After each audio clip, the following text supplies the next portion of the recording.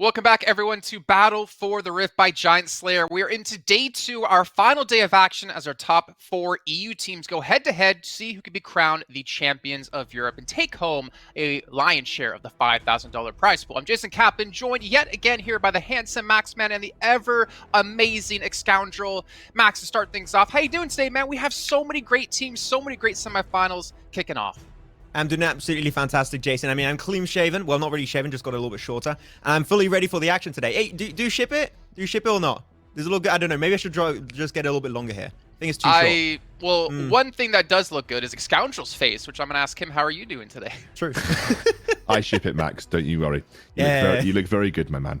Yeah, I'm really, really good, Jason. Thank you so much. This is going to be really insane. I think we do have, in my eyes, the top 4 teams in Europe in our semi-finals, without a shadow of a doubt. We've got 2 ridiculous semi-finals with Navi versus Queso, which is a rematch of the Baron fight finals, and then we have on the other side of the bracket, Tribe taking on the newly formed Game Lord roster, which is also going to be absolutely nutty too. So you couldn't ask for 2 better semi-finals realistically, and of course those winners then go on to the finals later on, which is a best of 5. Yeah, before we do fully get to looking at the brackets and stuff like that, I want to kind of show you guys some highlights, what happened yesterday. And we're going to talk about some of these and talk about how some of the teams performed and how, in our eyes, their identity has kind of grown throughout the tournament here. And starting things off, we're looking at Vampire up against Navi, and Navi, such a scary team, Max, honestly. I mean, coming into this, I think that without a shadow of a doubt, everyone expected Navi to win that series, and it was just a dominant 2-0 from the start. Good respect plays coming out from Vampire. They didn't give up. They tried their best, and I still think, as I mentioned yesterday, that this team has a lot of potential, but Navi, they are the team that everyone should be really just scared to go up against, going in every single one of these matches. Up against Team Queso, though, as you said, this is the rematch of the finals of the Baron fight, and Team Queso, they won first match. They made it go to a Game 5 in a BO5 finals. It's going to be a BO3. We'll see if they can make it go that far. Yeah, you look at the Navi, they win primarily through mechanical prowess, specifically through Mumu, who had an absolutely insane day playing that Kai'Sa. I don't envision he's going to get his hands on Kai'Sa too easily in the Queso semi-finals. This is that second finals with Team Queso taking on Clash. I actually think Clash had some moments where they really stood out to me, but Queso are much more methodical than what we saw from Navi. Queso like to play it by the numbers. They play the macro game excellently. They don't take too many risks. That might be the advantage, but may also be their downfall versus Navi, where Navi are very easily able to punish even the smallest mistake. Yeah, especially Riz, I think, on the Yasuo was doing a lot of heavy lifting for the side of Team Queso, especially with the pair up on the Wukong. I think that overall is just a really good showcase of good team synergy and macro in general, so hoping to see them get some good performances. Now we're going to have a few replays of our third match. This was the side of Game Lord up against the Fast Pay Wildcats, and really Game Lord, the team that has now changed team, now changed org, they're on the side of Game Lord, and really this team is looking as strong as ever, I would say, Excoundrel here, and they got a really clear chance to take a game here versus the likes of Tribe Gaming, but Tribe also has been a team that we haven't seen too much in recent tournaments. Now they're back, and they seem really scary coming into this. Yeah, I think Game Lord, out of all the 4 teams that I saw yesterday, Game Lord impressed me the most. But I also maybe think they had the easiest kind of time in their quarterfinal, rather. I think, Fast Pay Wildcats can be a bit hit or miss in terms of the way they perform. And I really think Game Lord stood out to me as the most dominant team, but it also might have just been the most one-sided quarterfinal. Now, this was definitely a series. Trovo Nova versus Tribe. Tribe looked really comfortable in the first game. It was all down to that Ziggs pick. Like, we just saw the power of the Ziggs. We saw the coordination from Tribe as well right there too. Leon had 2 excellent games on the Gragas and flash body slams all over the place from this guy. But when it came to the second game in this series, the Ziggs went the other way. Oh my word, Max, this game. Yeah, that was an interesting one, especially because Trovo Nova, they had that game in the palm of their hands. It was theirs to take, and then they overstepped it. You mentioned it yesterday, Excoundrel. This is the exact moment. They go for it. Leon's like, well, you guys threw. You went too far. We're going to go for the double man body slam. You're CC'd up. You can't escape, and you're going to lose your life. And that entire fight resulted in the fight you're currently seeing happen on your screen. They went to the base. They take down the 2 inhib towers. They focus the Nexus, and they take themselves the entire series 2-0. It's showing really that Trovo Nova have potential in the competitive sense of the game of Wildrift, but really that was a throw, and it did cost their semi-final slot. Yeah. Still a crazy match to happen, though, and it was great to see. I mean, any of those teams, Tribe or Trovanova, getting through would have been fantastic to see in the semifinals. But as you can see, these are going to be our two matchups today, with Navi up against Team Queso first and Game Lord up against Tribe Gaming. Honestly, looking at this, Excoundrel, I can almost predict, like, with my heart, who I think will win some of these games. But if I were to actually think about it and use my head, I'm not really sure. I feel like both of these series could go either way. I think it is very close. If I'm a betting man, which I'm doing this hypothetically, Navi would be my kind of leaning towards in the Team Queso match, just from what I've seen so far, and then I'd probably lean towards Game Lord. But this is talking like 55-45 kind of splits, right? I'm very, very, very sure that we're going to have two absolutely banger semifinals. This probably going to go 3 games either way. These are our 4 best teams in Europe for a reason, and they are very evenly matched. Yeah, we need to take a look at actually even what they're playing for, right? I mentioned the $5,000 on the line total across this entire event, and all teams now making it into the semifinals are in the money. At a minimum, every team playing today will get themselves $500, but if you make it through into that grand final, you double down, getting up to $1,000 and potentially taking home $3K if you can make it there and take home the trophy. Honestly, I love to see this. We're seeing all teams pull out all the stops. We even had some unique compositions coming into yesterday. If we think about the Lux, I think it was a Lux Lulu lane that we were like really surprised, considering we thought Lux would go middle in one of those matches. So teams are trying things a little bit different, but it's going to come down to when that pressure's on your shoulders, Max, can you pull out the victories? Yeah, I mean, you just talked especially about the few interesting drafts coming on through. I'm looking for normal bans. That's all I want to come into today. I want to see Ziggs banned away all the time. I think that Kais also made a really good case for herself yesterday as a potentially one of the most broken ADCs. Same for Ezra also. So I'm hoping to see these come on through. But here we go. This is going to be our schedule for today. Our 2 semifinals to kick off day 2 of this tournament. And it's going to be Navi versus Queso, then followed up with Game Lord versus Tribe. And then we'll have to finish it off with a BO5 that right now we do not know who's going to be up there. But you said it's 45 and 55% guess there, Excoundrel. I'm going to say 50-50. I have no clue, especially for Navi versus Queso. It was really close in the Baron Fight finals. We went right to a game 5, and I just have no clue to see how good these two teams are going to be in that series, because they learned, improved a lot, especially because of the last few weeks. And I think they learned especially about their opponents a lot more, so they are even more prepared for this fight. Yeah, I agree. And I like I said, I think it's incredibly close. I do have like my favorites in my head in terms of who I think come in, maybe just give it a slight edge. But, I do agree with you. I think for the most part, we're looking at 2 ridiculously even teams, 2 very, very close teams on either side of the bracket. And going to the finals, you're sure to have one of the most intense matchups that we're going to get in Europe right now. All these teams have their own strengths and weaknesses, some of which play in favor in these matchups or not, but they're all very unique in their own way too. They all, what I like about it is they all generally tend to play the game very differently, but they all have managed to make that work in their own way when it comes to sort of taking games off the best. And on that note in particular, Max, I think we talked about this specifically when we were doing the Baron Fight event, is that looking at Navi, they're the only team we've seen, I'd say, in Europe that when they take like a slight lead, they completely run away with the game. Now, Team Queso, we're kind of wondering, like, will there be a team to be able to do that against the likes of Navi? And I feel like Team Queso wasn't even able to do that either, even though they did beat them 3-2 in the finals. I feel like, as we've been saying with Queso, playing very methodical, they play a little bit slow to make sure they can win the game, which you can't really hate on at all. But there's just something so nice about the flashy plays Navi makes sometime and how aggressive they get.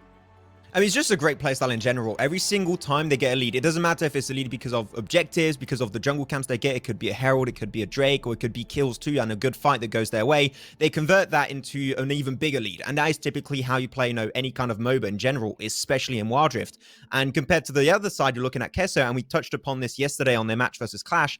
They typically have a very slow early mid-game stage, but they got that one pivotal fight, and then it's just boom, the game is in their favor. So if they can pull off great fights, so I'm looking for good drafts that could set up some great wombo combos. If Queso go down that route, I think that Navi is definitely a possible foe to take down for them.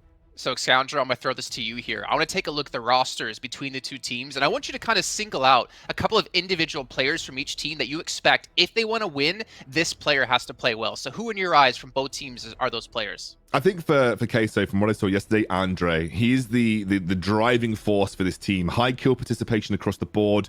Very, very vocal in terms of the engages that he clearly makes for the team. He's kind of the guy that drives the team fights, drive the calls.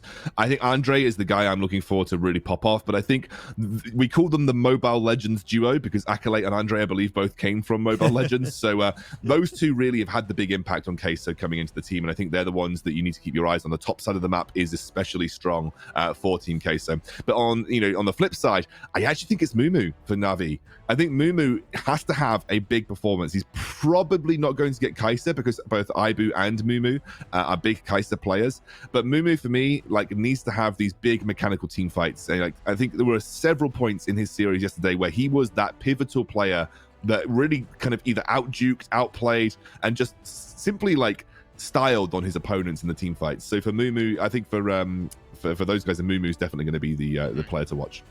So before we get into our drafts here, I want to talk a little bit about what both teams did play when it came to Baron fight in that best of 5. And we did see a heavy emphasis on the likes of Wukong being played 4 out of the 5 matches and Jarvan being played 4 out of the 5 matches in the series overall. And then even look at the supports. There was a very heavy lean for Queso with Janna and Seraphine, whereas Na'Vi went for Lulu, a little bit of Nami, a little bit of Braum as well. But you know what? We don't need to talk about it because we're going to have the drafts coming up right here, right now. We're kicking off our first game here in our very first semifinal of the day. Max Man, Excoundrel, take it away. Thank you so much, Jason. And here we go. The very first draft of the semifinals here, brought to you by myself and Excoundrel. Team Queso, they're going to be starting their adventure onto the blue side, and red side is going to be Na'Vi. And seemed like Lux didn't get banned too much yesterday, so today is going to be taken off the board right off the bat by Queso. No big surprise. And the Camille ban already seemed like there's going to be that big emphasis onto the Baron lane. So if they ban away the Fiora, that's going to be gone for Garen. But Zed, we know that is specifically to take it away from Sky. So no Zed Sky just yet. We haven't seen it yet in this tournament. I'm really sad, man. I want to see it. It was open, actually, I think, during the semi-finals yesterday, so there was the opportunity to play it, but Team Queso don't want to face up against Sky. Zed, Lux, despite the nerfs, still incredibly strong in that support role. Her shield is still rather obnoxious, so no surprises to see her getting taken off. And it's not just her shield as well. In the laning phase, you get caught by one binding. That's awful. Kai'Sa getting banned absolutely makes sense. If you're not going to first pick it, you don't want to give it over to Mumu. It's a very easy second rotation, red 1-2 to pick up the Kai'Sa. Ziggs being banned, I'm so glad to see it. And now herein lies the question: are we going to ban something like Diana, which saw a very high prevalence in pick and bans yesterday, or are we going to go towards something like the Wukong, which Andre defaulted on to many times, both in that finals in the Baron fight, but also in his series yesterday? Even thinking of the Lee Sin and the Akali, we saw, even though Random is not here, if he was here, he'll be like, oh, instant pick, first pick for the team. We're going to go for it. But I do think those are a few of the champions we're expecting to get taken away. Also, the Braum is still one of the best supports by far, with the likes of John and the triple, quadra S tier if you want to. The Akali's going to be the one that's going to be taken away off the board. So this is great for Na'Vi, I would say, with all the champions we just mentioned are still so relevant in the meta in 2.2C. I still think they're going to have a wild amount of picks to very easily pick from. So Team Queso, now what is going to be their priority? I mentioned a Braum would be really strong, but as a first pick, you want to go down that route and give a lot of really good champions. They're going to go for the Diana, and seeing how relevant she was yesterday, that's not really a surprise. Team Queso, that's a great pick-up to start off with. Yeah, absolutely. Diana was getting first picked a lot on blue side. We've seen how impactful her ultimate is. She's very safe in the laning phase. She's still super strong on this patch. I consider her an S+ tier mid laner. The competitive teams clearly do too. And so I'm happy to see Diana getting locked in. Let's see. This is an interesting quick rotation. You're denying the Wukong from Andre, which I like. That's good from Ghost. But the Ezreal coming through. Now, I would say that, the trifecta of AD carries right now are Ezreal, Xayah, and Kai'Sa. But you don't necessarily need to go to Xayah here if you don't want to from Team Queso. I think you can hold on for a little bit. Check what the rest of the... Oh, never mind. They're just going to go straight for it. Oh, there you go. It is, like I said, there is the trifecta. It's generally the 3 AD carries that we see the teams rotate between. Xayah is a good answer into Wukong anyway because of the ultimate. I was just thinking that maybe you want to see some of the rest of the composition, like if they're going to go for more dive, because there was an option to potentially go for a Jinx, and she is still strong in the right circumstance, right? But they want the safety of the Xayah. I completely get it. Good pickup. Gonna have the Gallia then going away with also the Darius. Okay, so really tanky front line here. The engage potential coming out from Na'Vi is really strong. I would have really liked to see this composition for Team Queso. As I mentioned, really good setup when it comes down to team fights to get those wombo combos to land, but it seemed like that is going to be the case for Na'Vi. Sky on the Galio. Intrigued to see how that's going to come out. But yeah, Fiora or Gragas. Fiora or Gragas, right? This is what I would be going for. Yeah, to see if that's going to be coming on through. Going to go for the Malphite instead. Wow, okay. if that was the plan, I mean, they could have gone for Yasuo, but I think that they were just like, oh, well, Diana's open. We're just going to go for Diana right off the bat. So, I mean, we haven't seen Malphite too much, and we've known so many of these players, especially the likes of Garen, that likes to play it a fair bit. But he hasn't been playing too much yesterday, so it feels good to see it come into the board here, and especially that great engage between the Unstoppable Force of the Malphite, and also you're going to have this Jarvan with the Cataclysm. They have some good engage potential on both sides. So these are very clearly really strong compositions for both Na'Vi and Team Queso. I think is going to be down to the game here, clearly. I love the flex here, bringing the Galio into support away from mid, because because what was stacking up here was that you had a Darius, a Wukong, and Ezreal. Like, oh, we've got way too much AD damage into a Malphite. That's in, like, if we just give them Malphite, he can just stack armor and win the game. The Corki comes in, gives them a really solid AP source in the mid lane. Beautiful drafting towards Na'Vi at the end of this. Garen will have a tough time, I think, especially if we see a bit of AP picked up early on for Acolyte. But both comps really strong, and the Wombo combo is big from Team Queso. They need to land it for this to be a really effective composition. You can play a bit more split and front to back for Na'Vi because you have two ranged carries, so you can just peel back with the Galio, peel back with the Wukong ultimate. So if Na'Vi don't get caught in the Wombo combo and they're able to disengage, I favor them in the team fight situations. I love the big brain Corki towards the end of this draft to not only put pressure on Diana in the laning phase, but also make Acolyte's build path that much more difficult for him. I'm really sitting in between two chairs here because I said it before this one. I'm 50-50. I'm not sure who's going to win, Na'Vi versus Team Queso. And now you're coming into the draft. They're both so strong. The capabilities in every stage of the game is good. Team fight capabilities, once you hit that late game stage, is going to be also really relevant in general. So I'm also going to say, I do not know. I think that both drafts really have a really clear way to get ahead. But when you know how these teams play, I'm mainly going to be looking at Na'Vi, see if they are able to build a very early lead. And if so, that's where Team Queso need to come and fight, need to try and get the contest. But there we go. This is going to be the very first game of our semifinals, ladies and gentlemen. The rematch of Team Queso versus Na'Vi from the Baron fight. Let's not forget, if you guys did not check that out, the VOD is still available. You should definitely give it a watch. It was a great series. And it did go over Team Queso 3-2. So they have a history of winning versus Na'Vi, but Na'Vi, they're a team that like to improve and learn over time. So we'll see if Team Queso has also been able to adapt over time. I'm interested in the rune choice of Darius, by the way. I don't know if you've noticed that a lot of our Baron laners have been running a rune that you can see there called Fleet Footwork. Fleet Footwork is not an aggressive rune. Fleet Footwork, for the most part, is a rune that is used to give you defensive capabilities in the laning phase. I would be running like a Fleet Footwork into like a matchup where I feel like I'm going to lose and I want the extra sustain. In this matchup versus Malphite, I would be more tempted to go for the Grasp of the Undying or the Conqueror for Garen, but going with the Fleet Footwork here, I think reduces some of that kill potential that he has in the laning phase, especially as we're seeing Acolyte going for the Grasp of the Undying, so he's going to feel much more confident to step up and actually look for Grasp of the Undying stacks, which he's doing right now. He's missing a lot of those abilities. Andres is going to go for the drag. Not going to be able to get it. The Apprehend does not quite connect, but it still forces a flash away. Acolyte, he's going to be able to go even more aggressive, as you mentioned. Rune choice not really working out, so Garen definitely not having the best early game. It's just very early. With 2 minutes into the game is not too dreadful, but it's still already creating a situation where Acolyte could be coming out, at least minimum having a draw in that lane matchup, which is going to be really strong for him as a Malphite. Especially if you're not playing AP, right? It's much more difficult to punish a Darius in the laning phase if you're not playing any kind of form of AP early on. Like, the way that I generally tend to beat Darius in solo queue as a Malphite is I build an AP but go summon Aerie, so I just spam my Q or spam my first ability in the laning phase. Mumu here. Concussive blows, nice CC and damage on Mumu, though they're not ready to go for the fight. They do have the blanket of protection offered by the tower, so good trade-off. I mean, you have a Braum, they're making use of it, and the damage coming out from Memorize is really strong. And I mentioned it yesterday, Memorize, one, if not the best Braum in Europe, in my eyes at least, when it comes to the competitive scene. So I'm really hyped to see actually Memorize play that champion. He is going to be immensely impactful in those later fights. Most high-tier supports in the solo queue ladder consider Braum the best support in the game right now. So, yeah, very interesting for me to see Memorize being given that champion to play it as he sees fit. Also, what I'm loving what I'm seeing here from Acolyte, just making it difficult for Darius in the laning phase, like bringing that minion wave, making sure he is either getting towards his turret or trying to freeze it just outside that turret.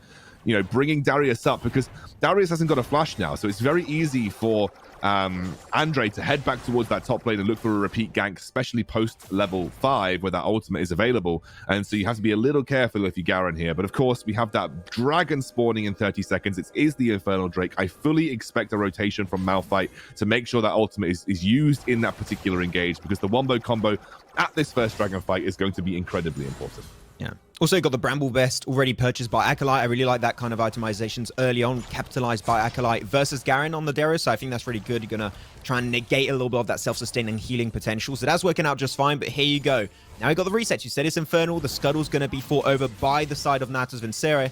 Ghost should be in that position. We'll get it without really too much of an issue. But everyone's reset. We're going to have a 5v5 just over the horizon here. Excoundrel. Yeah, I think you're gearing up for it if you're Team Queso. Like, your comp is designed to have a 5v5 team fight. So you're designed to just go in, land your ultimates together, just chain your CC and just take over the fight that way. Whereas with Na'Vi, you have a bit more flexibility. You can peel back to front. You are relying primarily on the damage from Mumu and Sky to really carry you through. And a lot of damage has already come down onto the back line for Team Queso, but they are grouping up. This is like the prime opportunity for Queso to look for the engage. Yeah, Team Queso's got to be careful, not priority towards the pit. All trying to work, and they know you're there. Come on now. They definitely know you're going to be in that position. There you go. The Vision Seed's going to be coming out. They're going to grant a little bit more information. They do have a ward right on top of them too, so they're going to be going for the initiation. I think the idea is to force a fight to come their way in some way, shape, or form, while they're going to keep Andrezed on the back line. Going to be chipping it down. They're not seeing a response. There you go. They're going to slow it down with the package. Good uses of Sky. The CC's big. And now that's going to be the full-on engage. First blood will be going over to the likes of Garen. The fight's going to be going wide. And he's got the double reset on the ultimate. He's already clapping cheeks real hard. And Team Queso, they are struggling. Down now to 3 players. EB's trying his best to escape, but he's going to get picked away. The first 3 kills are triple kill for Garen on the Darius. He is looking threatening in this game. Got to be careful, though. They're still going to have the Diana. Riz trying to take the fight. Great true shot barrage. Gets the work done. And Team Queso are going to get taken down. Not quite the ace, but they're still the Drake, and 5 kills going to their name.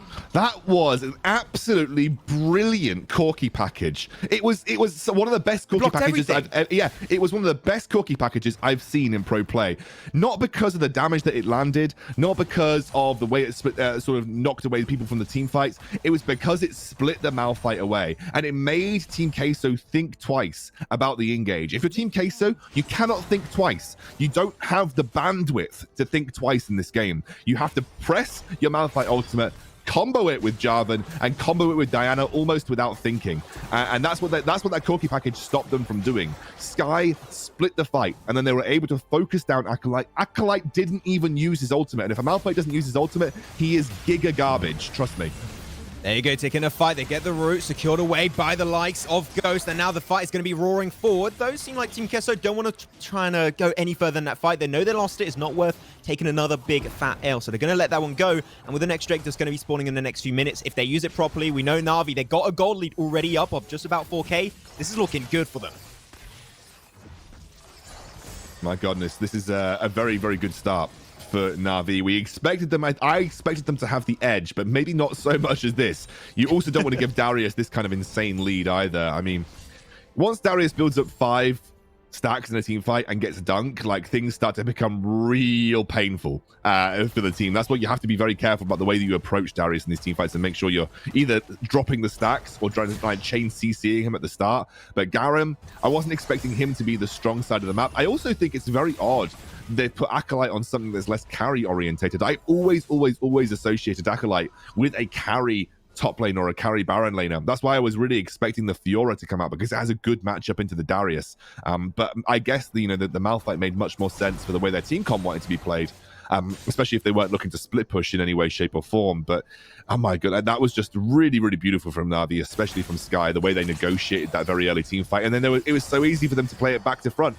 Like, all they needed to do was just have Juicy taunt and just allow Sky and Mumu the space to just get the damage down, which they did. The execution was just really clean from start to finish. Literally, there was zero issue in my mind as to how that fight went in favor of Na'Vi. Though, back onto the mention of Acolyte you just brought up. Also, the fact is that even if he does fall behind, the fact that he is playing tank Malphite in this position makes it still that even though he does fall behind potentially later on, he's still going to get that really impactful ultimate, and he's still going to be that much of a threat to Na'Vi. So he's not going to be a champion or player that's going to be falling behind, even though he potentially will not be having a great game. they're talking about that in the bottom side. He did get apprehended away by the likes of Garen, and there is potential gank. But well, Acolyte, we know he's not going to die. He's got the unstoppable force. He's got the flash. I don't think that should be where the focus stands for Ghost for the time being.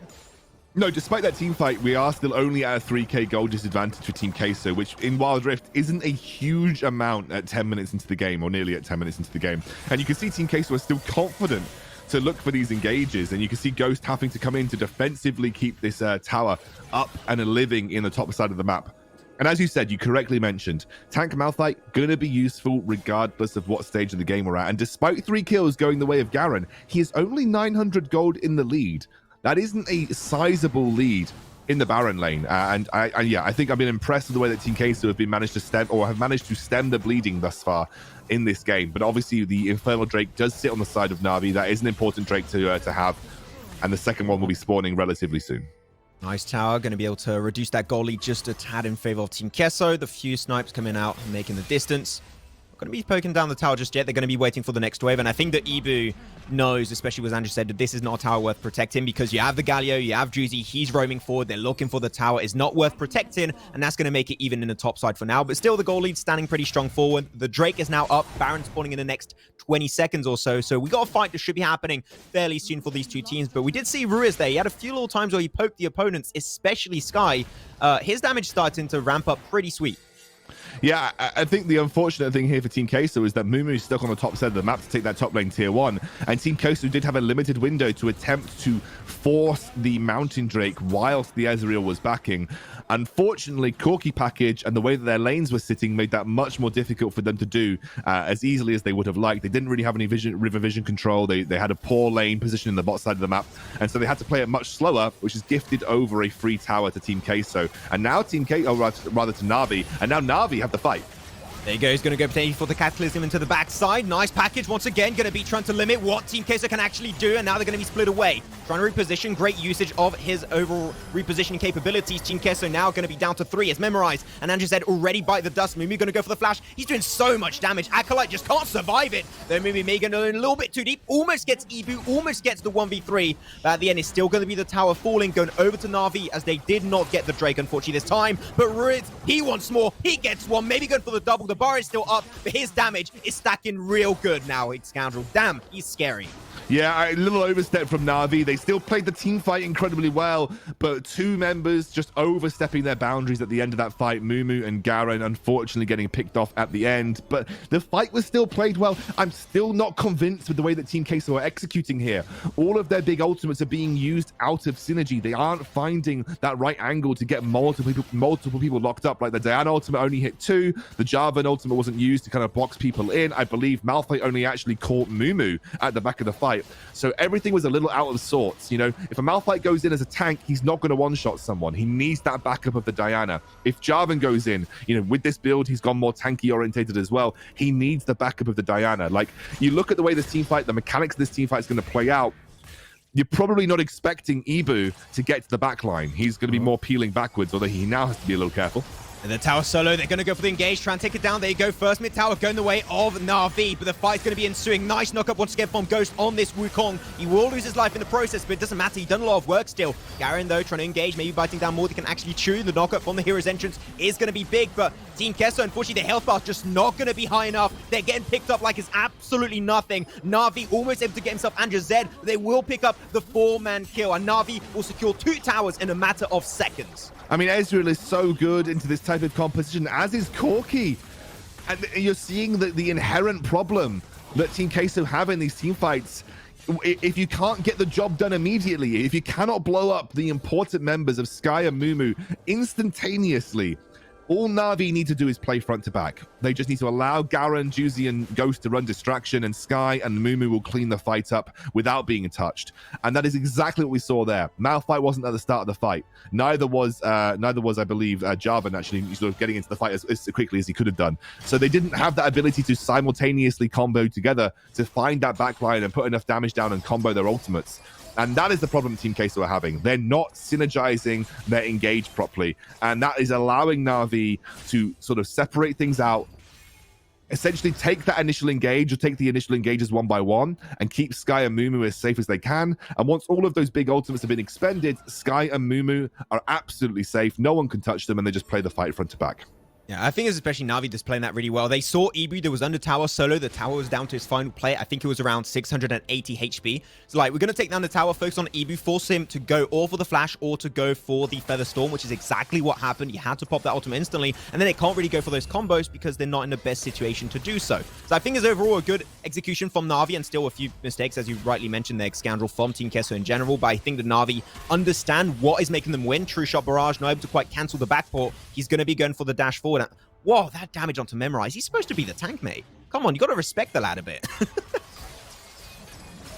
Trying to think of a way that Team Queso play this from here on out. Like, I think the only way that you maybe feasibly get a fight that works in your favor is if Na'Vi decide to group up at one of the objectives and allow you to combo in, you know, multiple people combo your ultimates that you're supposed to kind of chain together.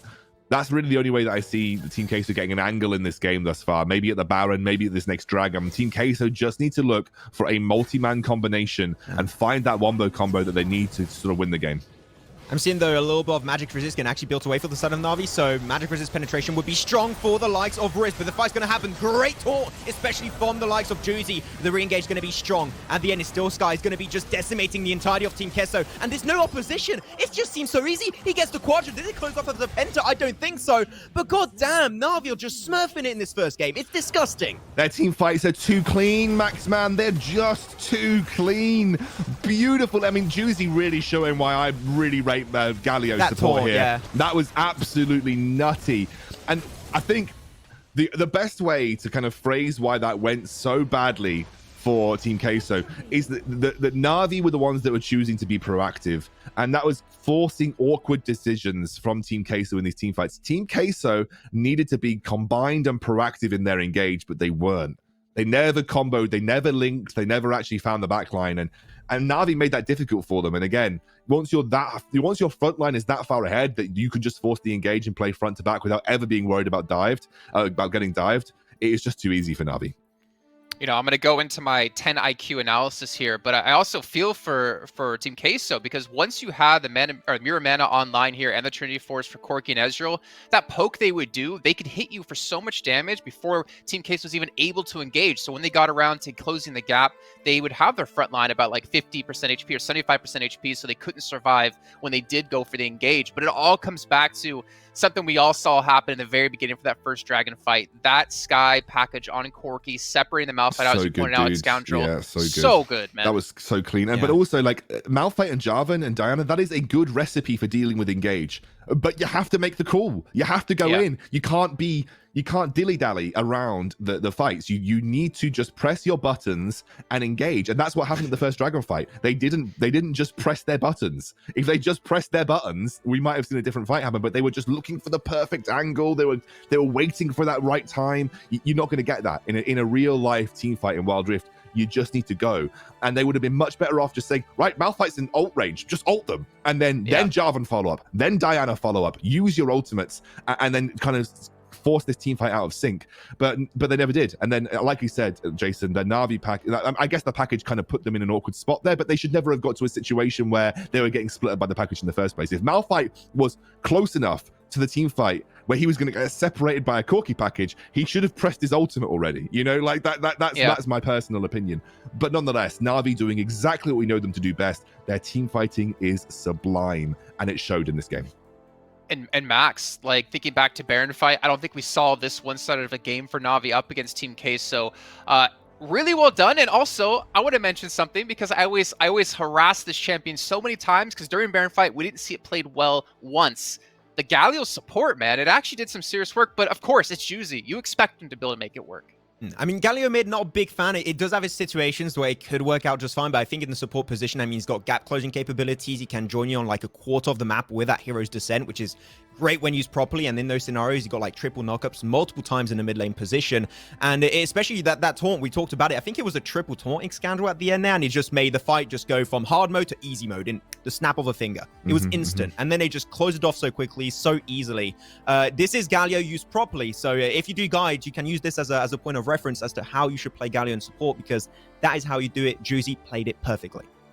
And this is what's so crazy to me about Na'Vi, and again, like the depth of what they can play Excoundrel, is the fact that we had Diana let through. It was first picked, and yet Na'Vi still had a composition to deal with it. And Sky, I think we talked about this Max before, but I want to talk with you about it, Excoundrel, is that it doesn't matter what counter you play against Sky. He's just that good of a player that he can at least at a minimum go head-to-head against you and then have more impact than you in a team fight. Yeah, I really love the way that they played the draft out as well. Like, a lot of people have just assumed that was Galio mid as an answer into Diana, because Galio mid is a good answer into Diana, right? So people have just gone, okay, yeah, Galio mid into Diana makes sense, right? But then they switcheroo it at the end, bring the Corki in for the extra, consistent AP damage to make the Malphite pick really awkward. And actually, he played that matchup out really well. It's not an easy matchup for Diana pre-5, especially, but he played it really, really well. And Sky, absolute credit to him, for me, was the MVP of that game, purely off the back of that package, but he played the rest of the fights perfectly too. I almost bet Sky has his own claw socks here, which you probably got from Mobile Gaming Corp. And speaking of Mobile Gaming Corp, you at home can actually win a $50 gift certificate towards their website if you type ! giveaway in chat. And Max, can you do a sweet little model for us of what these claw socks look like? I know you have two on right now. I got two on. I'm putting the L because that's what Team Queso just took. Okay, there you go. That's what we're good for. Oh, all right. Well, ladies and gentlemen, the draft is ready here for game number 2. Make sure you get the ! giveaway in chat so you can enter into it. And Max and Excoundrel, take us away. Thank you so much, Jason. We're going to get back into it. I'm sorry, Queso, I was a little bit mean there, but you know what? I love you guys. It's okay. We'll see if you guys can make it go to a game 3 like you made it go to a game 5 in the Baron fight finals. They're going to remain then onto the blue side, so it seemed like they didn't have any issue with the fact that they got that first pick. They were still really happy with it, and the bans are being pretty similar. But I still think, as you rightly mentioned, right, if the Fiora's open, like we want to see Acolyte play the Fiora because he's just so good on that champion. Yeah, I think giving Acolyte more agency in lane is what I want, right? Malphite doesn't have a lot of agency. Malphite's a good pick, don't get me wrong. I think Malphite's a very strong Baron laner, provides a lot for the team when played correctly, has a multitude of build paths that work, but you don't have a lot of agency as Malphite. You can't really take the lane into your own hands and try and win it, unless you're playing AP. And then even then the agency is I just press my first ability over and over again. So, it's one of those picks that is really a team pick rather than a pick to kind of express yourself in the laning phase. But the ban phase looking relatively similar so far. Team Queso opted into blue side once more. I would imagine that, Diana is still a very, very good pick, a very functional pick for Queso. They just didn't quite sort of mechanically fit it together in the way that they wanted to play that comp out. But I wouldn't be surprised to see a very similar draft and ban phase come through from both these teams. Yeah, if we do see the Diana taken away, I would love to see Riz go back for the Yasuo. And if he goes for the Yasuo, then that Malphite is going to get even more value out of that Unstoppable Force. So it could work out just fine. We saw him get a great Yasuo play yesterday versus Clash. So I would like to see maybe something similar come on through, if it makes sense at the time in the draft, of course. The Wukong taken off the bat, which I'm not really too surprised. I mean, it was a big portion of the great engages coming out from Ghost in that fight. They would just get the triple knockup a lot of the time with the Cyclone, get the double stack. It would allow for the Hero's Descent to come on through from Juicy on the Galio. So it was just a really well orchestrated fight. It was magnificent from start to finish. So I'm not surprised to see the Wukong taken away, even though this is by Na'Vi this time away. And there you go. Diana's going to be taken off the bat by Team Queso this time around. So it seemed like they're going to go towards a completely different strategy in the second game. Well, both teams as well, as you said, that they're banning away Andre's Wukong here, but they're actually banning it away from themselves as well. Ghost had a really good game on that champion. So I'm expecting Na'Vi to maybe flex another type of tactic that they've been practicing, especially into this comp, and with the Diana going as well. It means that I feel like a Ziggs has to be the last ban here, unless Na'Vi are pretty comfortable having a plan into Ziggs as a champion, and yeah, Ziggs has to be banned. So that opts open a Kai'Sa first pick for Team Queso. If they want to deny that from Mumu and take it for Ibu, that would be my choice. Or Akali. Oh, Akali. Akali. Yeah, Akali is also a good option. Yeah, Acolyte, I mean, he's just very renowned for these very aggressive champions. We talked about Fiora, also open. Like, he's got 2 champions already strong in the Baron lane. He's like, which one do I go for? Now he can decide. He's going to go for the Kai'Sa, as you rightly mentioned, the Excoundrel. I mean, I think it does make a lot of sense. She's clearly, I would say she's the best ADC. He's still got Xayah and Ezreal that's also really strong. But we saw yesterday, and I saw especially on match 2, a lot of the Twitch chat was saying Kai'Sa broken in 2.2C. And I somewhat agree. She is really strong. I would maybe like a little bit of a nerf in the next patch, but I'd like her to just nerf some of her damage, like they nerfed her minion clear speed and then some her ultimate cooldown. But a big shift up here for Na'Vi, and a Kali pickup, but also a Vi pickup. Vi is actually one of the few junglers that is relatively good into Kai'Sa because her ultimate provides that single target lockdown that is almost impossible to escape. So I like that as a pickup for Na'Vi, already saying, okay, Kai'Sa, well, we're going to pick up single target lockdown and picking up an assassin too. It's really big, especially in the Philippines. All the tournaments like the Icon Series in the East is very, very popular over there, the Vi. So I think that maybe they're taking a little bit of inspiration of over there. So with a Garen 2, just going to be playing the Nisakali. If it is played in Baron lane, which I'm expecting, could also be played in mid position if that's the play style they're going for. Even though Sky, I don't recall him playing that champion too much. I think it works really good. It's really good synergy right off the bat. Sure, Na'Vi want to go for a more aggressive approach. Queso, there you go. Their second and third pick, respectively. Andrew Z is going to be picking up the Jarvan, which with the likes of an aggressive champion with the Kai'Sa and also the Braum on top of it. I really like it. This is another draft that's really strong. Now we got the Lulu coming on through, and the knockup potential with the Lulu and the Orianna with a Ghost is going to go straight for the dive. This is just we put everything on one champion. It's Ghost or Garen, and we just knock up everyone. That's the play. I guess they're waiting to see what the final picks will be because the Garen comes in. Garen relatively solid into a lot of matchups in the top side of the map, and then Twisted Fate has a lot of presence across the map. My problem with Queso is they're lacking a little bit of team-wide damages. Good single target lockdown. You've got a lot of good single target burst with both the Twisted Fate and the Garen, but they don't really have that explosive team fight potential. And this is why I think that Na'Vi left their AD carry until final pick. They were checking to see what the Baron and mid lane would be.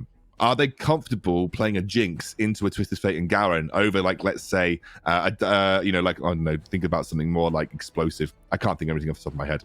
Another set of Baron lanes, like a Malphite, for instance. Let's say they picked up the Malphite this time round to combo in.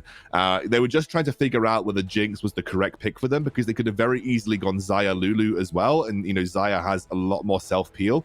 But they say, okay, we feel pretty comfortable that Jinx is a safe option into this particular setup.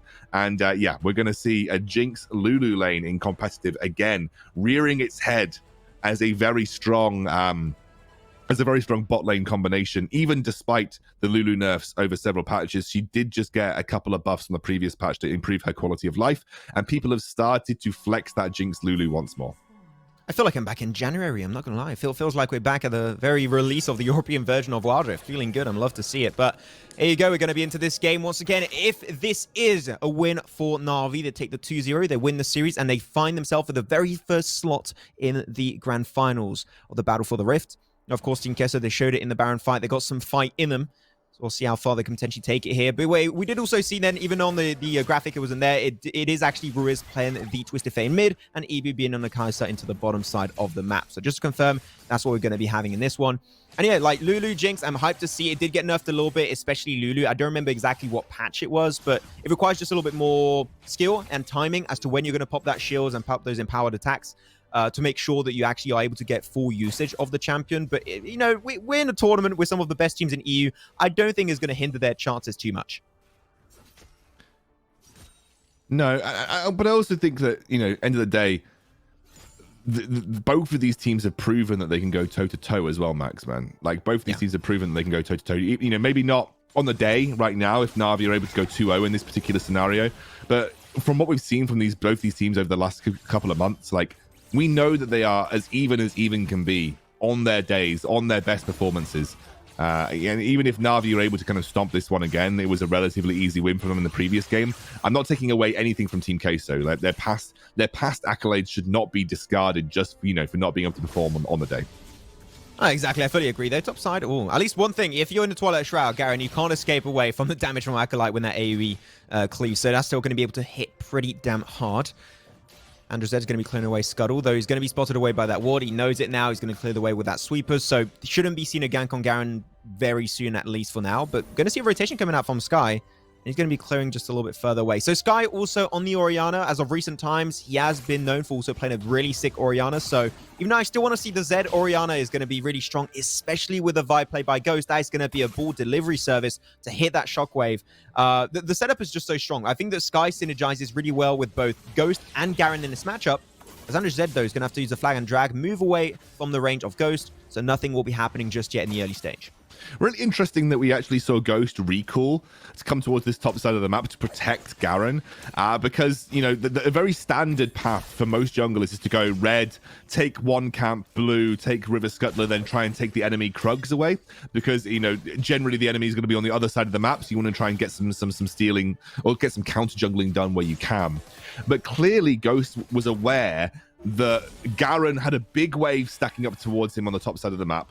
He was going into a Garen who has that execute potential at level 5, and then obviously thought, okay, Andre may be looking for a tower dive on the top side of the map here. So good heads up from Ghost, good communication between himself and Garen to protect a tower dive on the Akali, prevent her from losing a ridiculous amount of CS under tower, and keeping her in the game versus Acolyte, who has actually got the edge in this matchup thus far.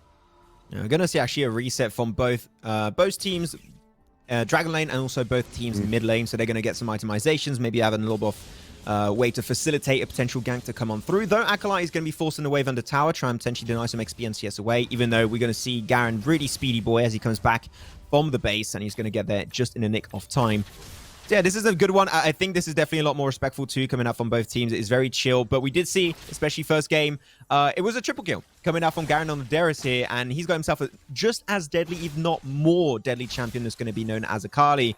So for this first Drake fight, it's going to be Cloud, still a very impactful one. We could be seeing a very decisive fight happen, because I would clearly say, and I would love to know if you agree or not, Excoundrel, on that one, I think that the reason why they just initiated that game on the best foot possible for Na'Vi and why they got a big lead and they were able to build a god advantage was purely off of that triple kill that went over to Garen, and then the 2 kills to follow up, plus the Drake. It just created that entire opportunity. I mean, that's generally the story of a lot of Wild Rift matches that we see at the competitive level. Like, whoever gets the edge in the first Drake fight generally tends to come online. Looks like the Acolyte is a little slow to the rotation here, so they are going to be a little slow getting towards this Drake fight as Garen goes aggressive over the wall. He's got the GA, though. He's going to be spotted away. Golden card into the Twilight Shroud. He's going to try and escape from that fight entirely. The GA is going to be popped away, and the Dragon will be going over to the side of Na'Vi. It's time to re-engage as Na'Vi are looking for blood. Golden card connects. Nice little bit of damage. Double CC onto Sky, actually. We'll have to move away. But regardless, that's still first blood, plus also the Cloud Drake. They're going to be zooming around the map. They are looking good once more. Yeah, that was a couple of things there that were really interesting to note about the way that fight played out. And actually, Jason on the sidelines reminded me of this and actually brought up the good discussion, which was actually very relevant to what we just saw. Twisted Fate, Ruiz, held his ultimate. He didn't impact a side lane. He wasn't using that ultimate to actually go to a lane and try and have an impact with it. He held it until the Dragon fight. When Akali jumped over the wall to threaten Andre on the Jarvan, the Twisted Fate ultimate was popped and the Shroud became useless. That forced an exit. Very early exit from Garen back into the Dragon Pit, making it a little bit more difficult for the Akali to negotiate the fight. That would have been good until Ibu ran it down. I love the guy, but that Kai'Sa ultimate was not ideal. He Kai'Sa ultimated into the fight by himself, just as Akali used the second part of her ultimate back into her team, and that unfortunately put him right in the firing line of the Akali. So Ibu dropped at the very start of that fight, and they weren't able to sort of get a cohesive fight around the Dragon either.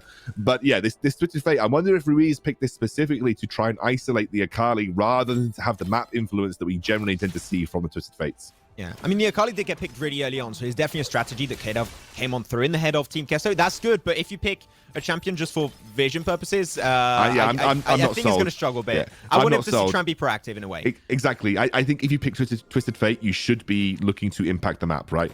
You should be looking to get into the side lanes, make it a 2 versus 1 or make it a 2 versus 3. I'm not a big fan of picking...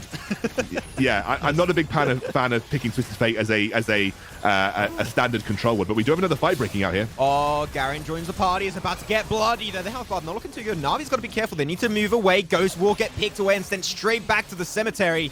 as Team Queso looking to re-engage. Gonna get the silence. Maybe one more basic attack on Garen. That's all you need. He just barely survived by the skin of his teeth. We will get picked away eventually by the cards coming on through. And Na'Vi able to turn it again. The polymorph was big, as you just rightly mentioned there, Excoundrel. And Na'Vi gonna have to move and make it out. Hopefully gonna keep a few players away. But the snipe from the Void Seeker connects from Ebu. And Team Queso still are looking to take themselves a game. A little bit over-eager, I think, from Na'Vi in that fight. You're still waiting to scale this Jinx up. Jinx with Blade of the Ruined King is not going to suddenly take over a fight by herself. However, a lot of gold gone into her pocket.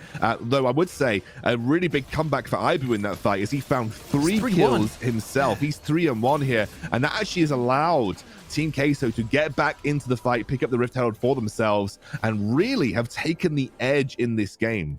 Beautiful fight from them, and I really think they just played a nice fight front to back. Like, honestly, Na'Vi were really split, and they peeled back towards Ibu, they peeled back towards Ruiz, and they were just able to essentially take whoever who was in front of them. They were essentially just bursting whoever was in front of them, and that allowed them then to return, get back into the fight, and then essentially focus down those targets. And actually, Ruiz holding his ultimate right until the end to pick off the stragglers was a really nice play, and that allowed space for Ibu to step up and get those kills.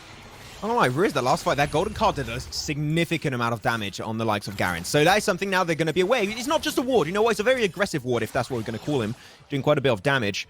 4-4 in this one. We're 8 minutes into the game. Herald was indeed secured away in favor of Team Queso. So later on in this game, they can use it properly with the likes also of the Ocean Drake. They could try and make good use of it to create some more map pressure in their advantage. But it seemed like they're more interested with Sky.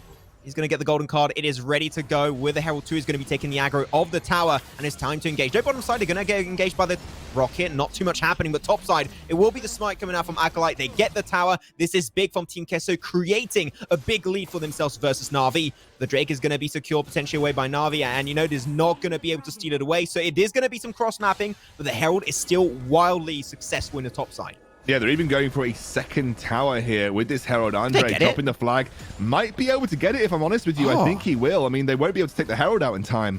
Andre getting 2 towers with that Herald is a big win for Team Queso. They are now 5k gold, or 3.5k gold rather, up in the lead. That is a huge, huge advantage for them. Yet a single tower yet to be taken by Na'Vi. And actually what you're seeing from Team Queso is not something that we see a huge amount of.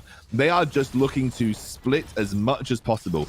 Like Ruiz in that side lane, pushing it down. Another turret falls. 3-0 turret score in favor of Team Queso. You can look at the amount of global gold that's given them. That global gold is equaling item spikes. And obviously, when that Baron spawns, when the next Dragon spawns, those item spikes will give them an edge when it comes to these fights.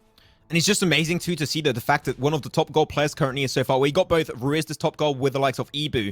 It is so good because that means Ebu is going to be the first to hit those big power spikes and unlock those ability upgrades. He's going to be just such a big threat to the side of Na'Vi. But Na'Vi is really good, and you mentioned it, especially in the draft take, Excoundrel. The fact is, do you have Ghost that can very easily target you down, knock you out, and make you vulnerable? Even if you try and go for a disengage, if you try and use yourself, your killer instinct to reposition, that's big, but it doesn't matter because Vi's still going to target you down. So now the focus of the entirety of Na'Vi should be Ebu, we see him, we kill him. If not, we lose. That's the game plan. I think Ebu is that consistent damage that you need to look out for, but I also think you need to worry about something else if you're Na'Vi.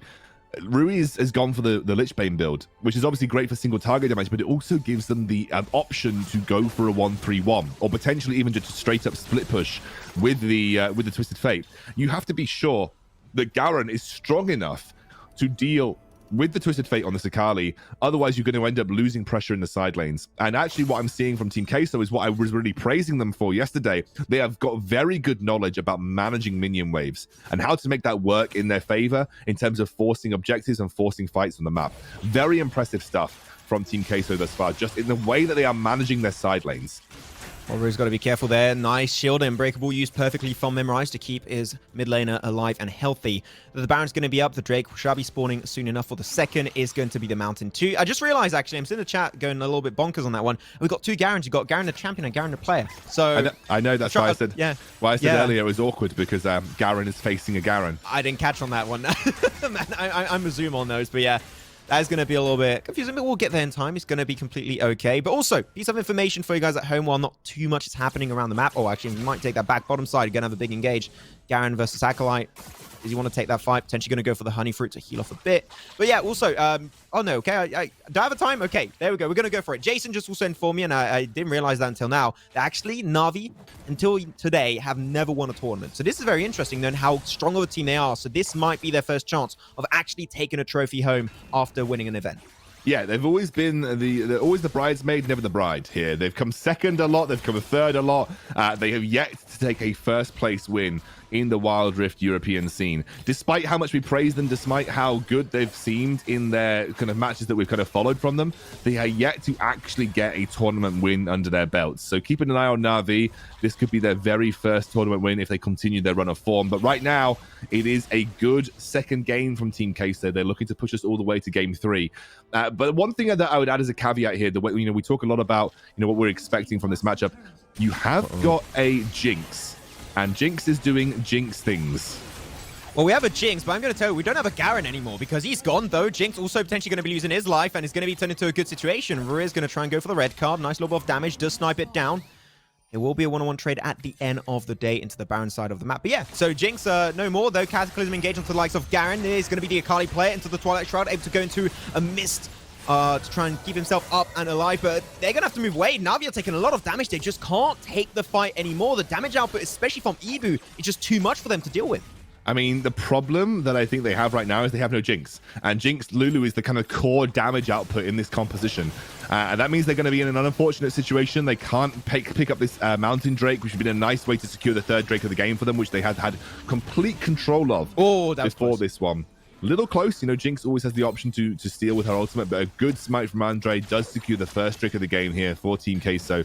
But obviously, Jinx as a win condition is starting to come a little bit more alive. Now, look at the items. For Ruiz, I imagine he's very close to finishing up his rapid fire cannon, and his rapid fire cannon is going to give him that extra edge in terms of singling out and focusing down Jinx with a gold card. That'll be a big item spike that we're going to want to keep our eyes on in the next fight, because that's going to allow them to put more pressure on Jinx. And if Jinx goes down, I do truly believe that the Na'Vi composition, the Na'Vi team fight, is kind of in the dust.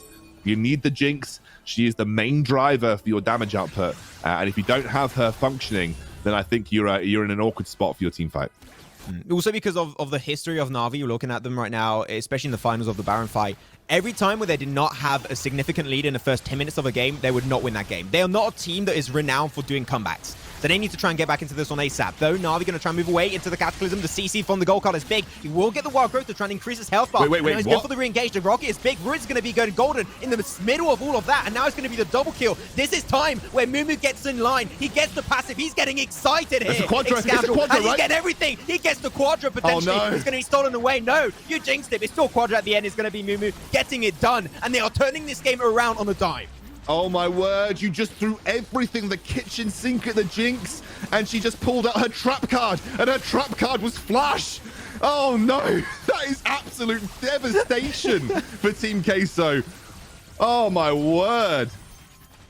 What a comeback. I'll call that an unofficial pentakill though. Unofficial pentakill. I thought he got stolen away from the Orianna, but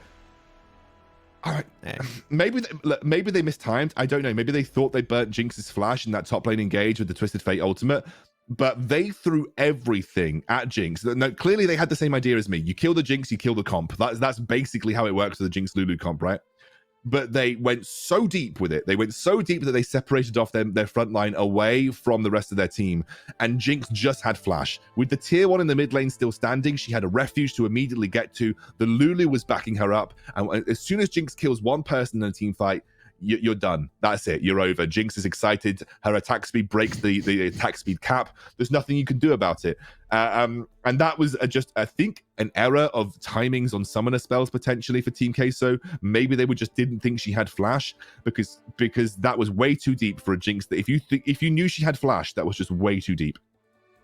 You know, what's so rough to me is we talked about Ibu as like such a strong AD carry, and he had Kaisa, he had like everything he needed to make things work. Considering he had 3 kills at one point as well, right? He was leading his team in kills, he was getting his items online, he was becoming this immovable object that does an insane amount of damage. But it comes down to just one slip up, as you're talking about, Excoundrel, one little mistake here. And Navi, as we said so many times yesterday, You give them a finger, they're going to take your whole arm from you, and you cannot afford to make mistakes against the likes of Na'Vi because, Max, they're going to win against you, and they redeemed themselves as well, more importantly, from their loss 3-2 against Team Queso at Baron Fight. I love how I say, like, they're not a team that typically do comebacks and then the 30 seconds after they make it happen. So you know what? Hey, fair enough. Na'Vi, cast a curse. You cast a curse right there. We both cursed it on that one at the end. But at the end, it was just a really good showcase from Na'Vi. Of course, as Excoundrel rightly mentioned, it was still a mistake. They did go a little bit too deep on that one. Overcommitted. The tower's also still alive in the mid lane, still up and running. So it was going to give them that blanket of protection for Na'Vi that they could very easily just push you away from without any of an issue. And then you have Ibu that we talked about it. He's the main damage dealer. He's in the middle surrounded by 4 Na'Vi players and he has to use the stasis enchant. I mean, the moment he's there, I saw him golden on like 1/5 HP. We knew it was going to be game over because he was the win condition.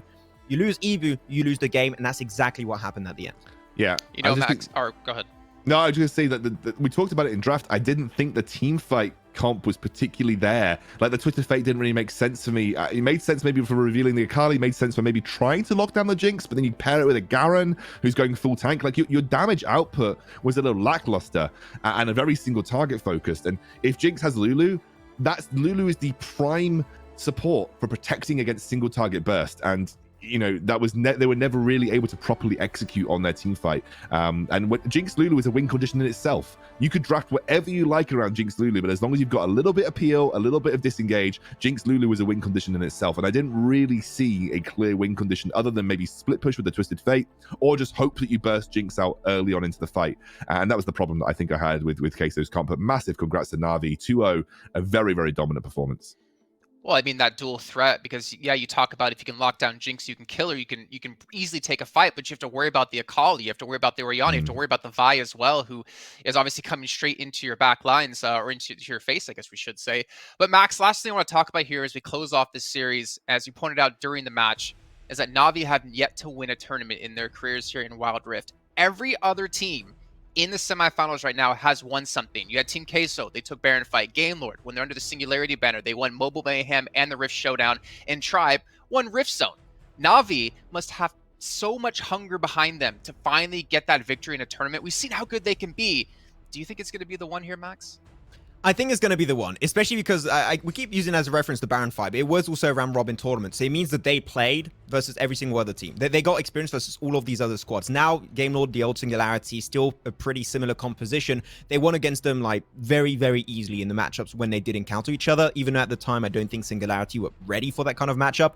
And Tribe before, so also they did have some history of winning versus Tribe. So I think that if they use the same recipe for success in those matches, of course, you know, you want to adapt them a little bit on the fly in these next matches, in the finals, whichever team they encounter. I think that Na'Vi got the experience, they got the skill, and they got the good draft positions, especially we saw from these 2 last games, to not only make their way into the finals, but I would say to win the entire event. Well, once again, I want to give a big shout out here to Mobile Gaming Corp, who are doing a giveaway in chat. 10 $50 vouchers for their shop on their website. All you need to do is type !giveaway in chat, click the link, and make sure you get your entries in, because a little bit after the show finishes, the entries will be closed and we'll be picking our winners as well. We're going to head to a short break while we get things ready here for our second semifinal. It's going to be Game Lord up against Tribe Gaming. This is Battle for the Rift by GiantSlayer. We'll see you guys in a few minutes.